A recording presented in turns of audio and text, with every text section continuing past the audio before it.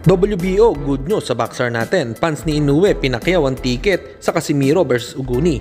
Pinoy boxer, panalo. Ito ang pag-usapan natin. Pero bago ang lahat, subscribe po ng channel ko. Huwag niyo na rin kalimutan i-click ang notification bell para lagi kayong una sa balita.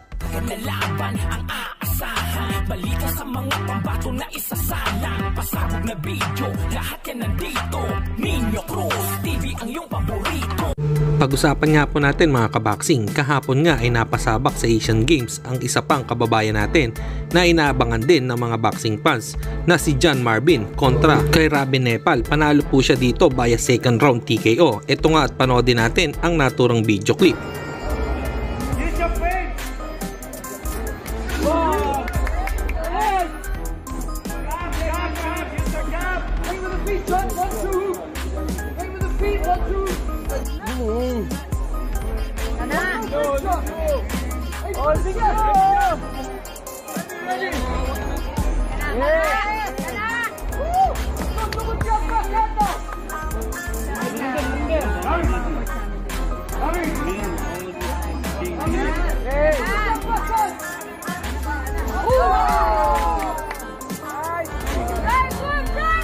Come on, let's the dugouts now, Johnny. Let's the dugouts.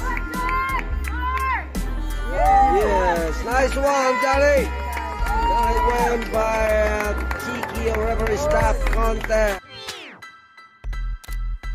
Samantalang good news po ito para sa mga boxing fans dahil sa nilabas po ng WBO sa bago nilang update sa bantamweight division ay nasa number 1 spot po ang ating kababayan na si Raymart Caballo.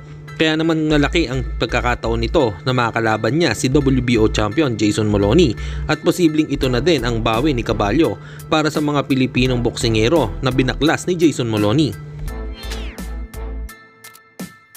At sa kabilang balita naman tayo mga kaboxing, sa laban ni Casimiro vs Uguni ay nagkakaubusan na daw di umano ng ticket ayon sa brother coach ni Cuadro Alas na si Jason Casimiro.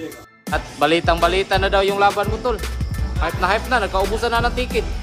Yung laban mo sa Japan. Ako, nagkagulo na dun.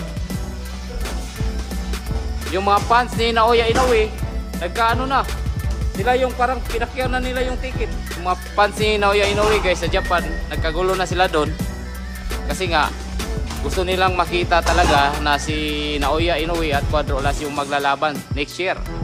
Kaya ngayon, yung mga Naoya fans, gustong tignan ang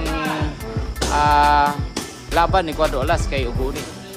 Hindi natin alam, baka tatalpak sila kung sino ba yung sino yung malakas nila. Kasi titignan talaga nila kung malakas ba si Cuadro Alas